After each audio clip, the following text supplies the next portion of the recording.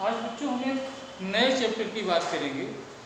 नए चैप्टर का मतलब है कि ओरिजिन ऑफ लाइफ में वह सिद्धांत जो सर्वमान्य है, ठीक है, जिसको जो लगभग एक्सपेरिमेंटल रूप से प्रूफ हुआ है, वह सिद्धांत है मॉडर्न थ्योरी, या उसका एक नाम है बायोकेमिकल थ्योरी या ओपेरिन हेल्डेने थ्योरी। कौन कौन सा नाम है इसका? आधुनिक सिद्धांत या जैव रासायनिक थ्योरी या ओपेरिन हेल्डेने थ्योरी। इस थ्योरी के पहले आपने special creation theory, abiogenesis theory and biogenesis theory पढ़ा, ठीक है। उस सिद्धांत को प्रयोगशाला में सिद्ध नहीं किया गया था, कुल मिला के वो हाइपोथेसिस थी। और फिर आप देखेंगे कि जो ओपेरिन का सिद्धांत है, इसे एक वैज्ञानिक है मिलर और यूरे, उन्होंने प्रयोगशाला में सिद्ध भी किया है, अर्थात यह सर्वमान्य सिद्धांत, ठीक है। आप देखें एक रशियन वैज्ञानिक हैं ओपेरिन, इनका AI ओपेरिन नाम है, और इन्होंने 1936 में एक पुस्तक लिखी जिसका नाम है ओरिजिन ऑफ लाइफ, और उस पुस्तक में ही इनकी दिए गए सिद्धांत की संपूर्ण व्याख्या है। इन्होंने जीवन की उत्पत्ति को मुख्यतः दो भागों में डिवाइड किया। एक पहला है केमिकल एवोल्यूशन और दूसरा है बायोलॉजिकल एवोल्यूशन। पहले विभिन्न प्रकार के केमिकल का निर्माण हुआ, विभिन्न प्रकार के रसायनों का निर्माण हुआ, और उन रसायनों के संयोग से जीव का निर्माण हुआ। क्लियर ना बात? जीव का निर्माण को अपन या प्रथम जीव के निर्माण को बायोकेमिकल एवोल्यूशन कहते हैं। क्लियर ना? तो आप बात समझो, केमिकल एवोल्यूशन में कि कौन कौन से पॉइंट हो गए।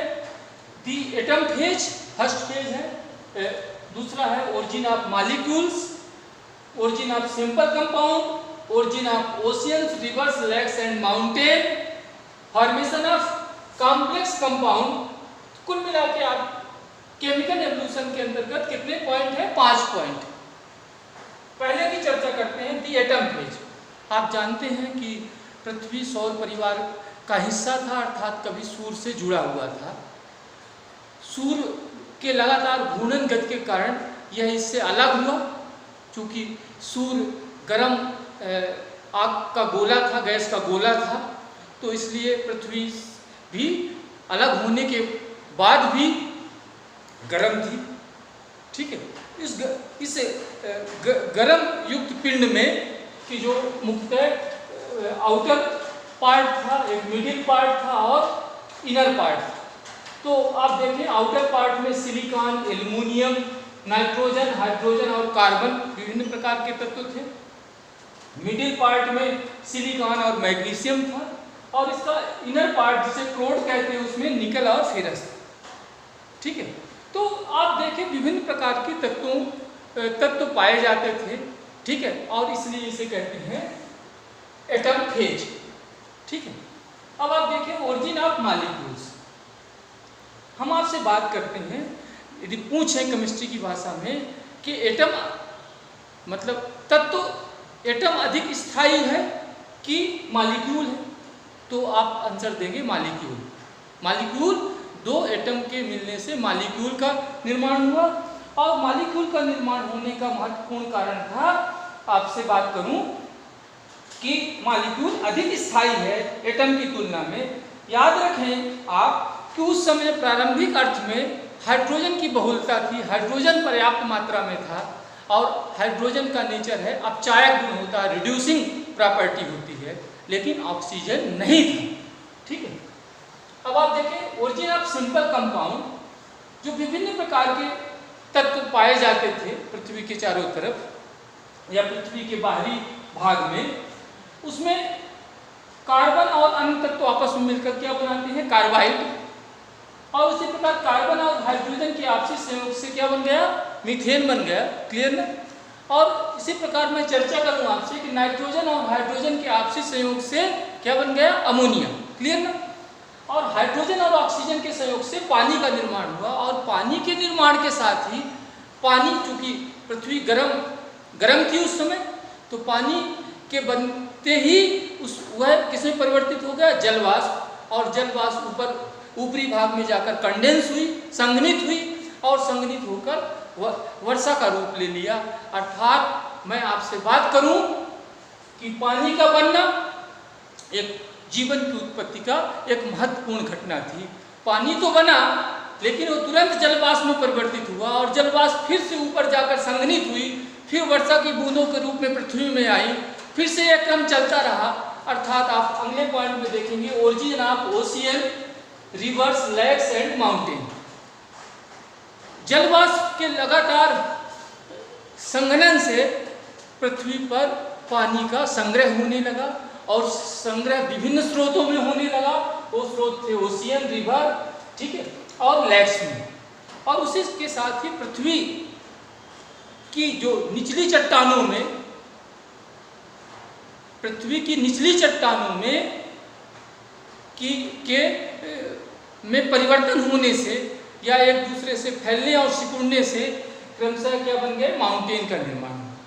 ठीक है, अब देखें फॉर्मेशन ऑफ कॉम्प्लेक्स कंपाउंड।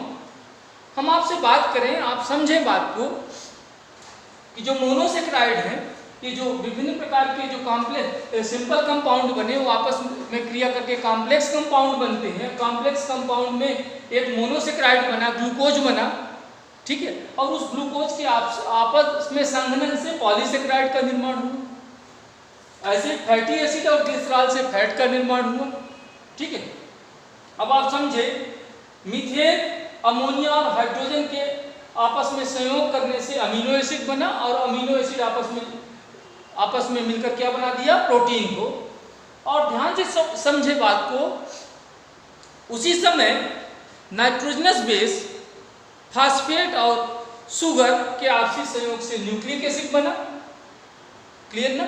और न्यूक्लिक एसिड और प्रोटीन आपस में मिलकर क्या बनाते हैं, न्यूक्लियो प्रोटीन।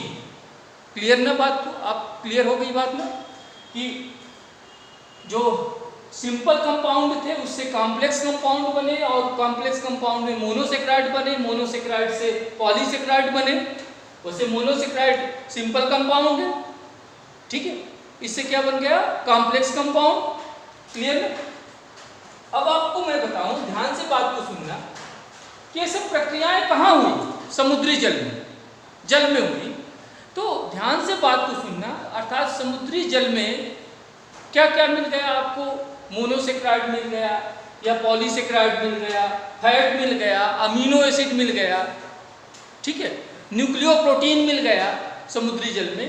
तो इस प्रकार एक बिलियन में विभिन्न प्रकार के एक महत्वपूर्ण कॉम्प्लेक्स कंपाउंड मिल गए। क्लियर ना?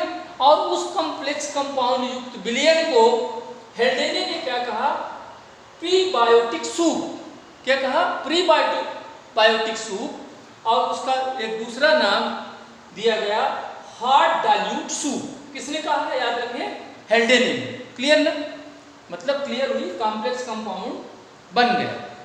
अब आप देखें बायोलॉजिकल एवोल्यूशन। तो बायोलॉजिकल एवोल्यूशन में सबसे पहले पॉइंट है फॉर्मेशन ऑफ कोएसरवेट्स।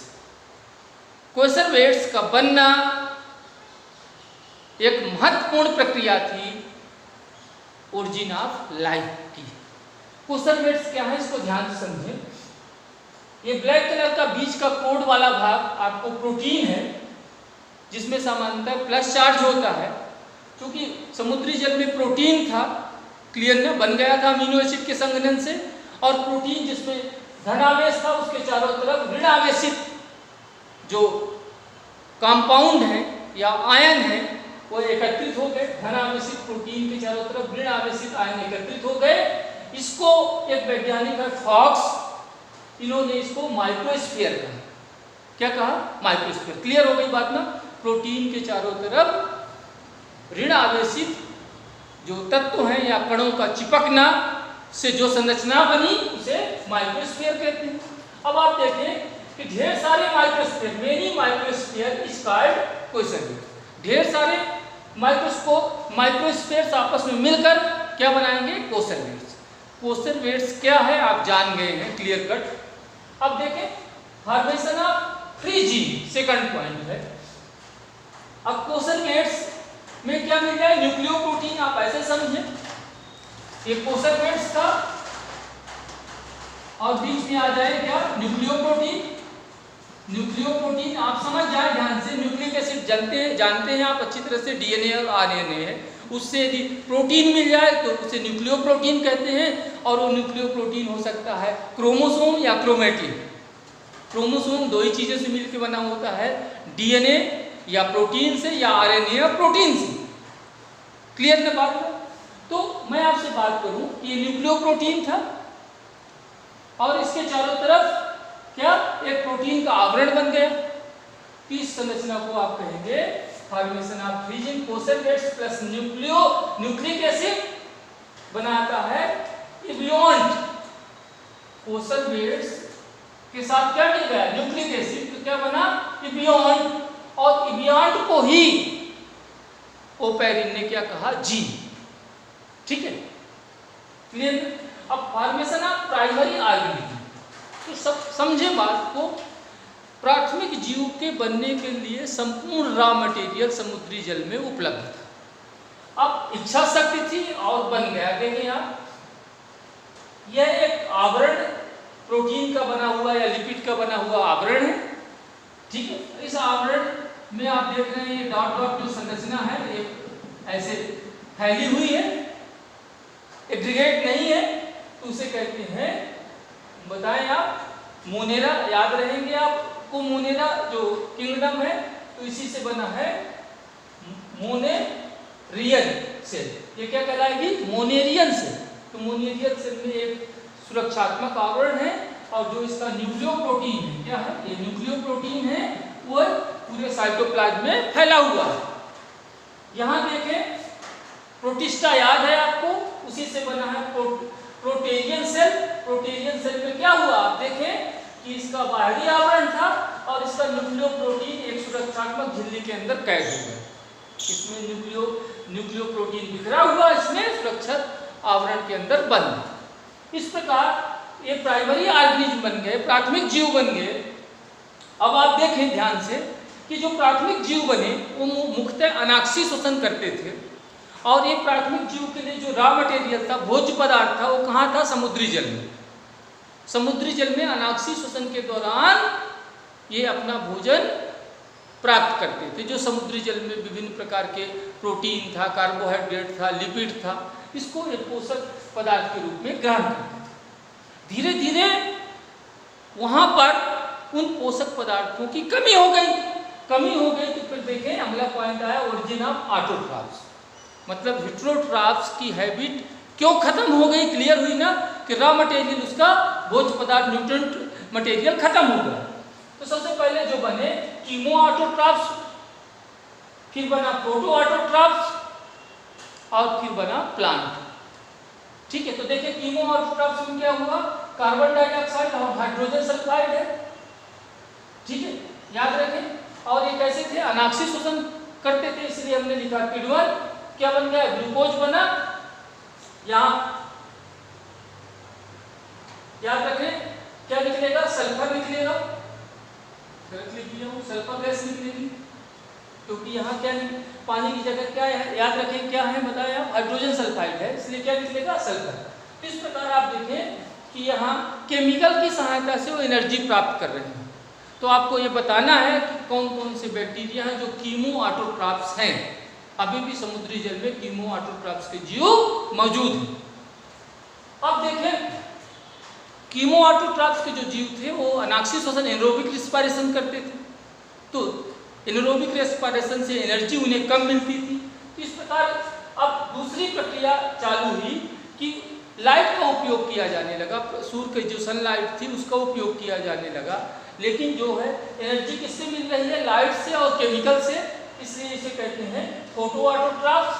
तो सबसे पहले कीमो ऑटोट्रॉफ्स बने, फिर बने फोटो ऑटोट्रॉफ्स, और लास्ट में आपको देखें कि ये किस प्रकार की हैबिट विकसित हो गई। ये फोटोसिंथेसिस का फार्मूला है, अर्थात ये फोटोसिंथेसिस की प्रक्रिया होने लगी। तो कुल मिला के आप शॉर्ट एंड स्वीट समझें कि सबसे पहले जो बने, जब जीवन की उत्पत्ति हुई तो सबसे पहले क्या क्या बने, प्रोटोवायरस बना होगा, फिर प्रोटोवायरस के बाद वायरस बना, फिर प्रोकैरियोटिक बना, फिर कीमोसिंथेटिक बैक्टीरिया बना, फिर फोटोसिंथेटिक कोशिका बनी। क्या क्या जल्दी बोले आप? पहले बना protovirus, virus, prokaryotic cell, prokaryotic cell के बाद कीमोसिंथेटिक सेल बनी और फिर बनी फोटोसिंथेटिक सेल। इस प्रकार जीवन की उत्पत्ति का जो ओपेरिन का सिद्धांत है वो कंप्लीट हुआ। ओपेरिन के सिद्धांत को प्रयोगशाला में सिद्ध किया है मिलर और यूरे ने। किसने? मिलर एंड यूरे ने। तो कल मैं तुम्हें बताऊंगा मिलर और यूरे का प्रयोग, ठीक है? तो तुम मिलर और यूरे के प्रयोग को पढ़ना और कल उसकी डिटेल अपन चर्चा करेंगे।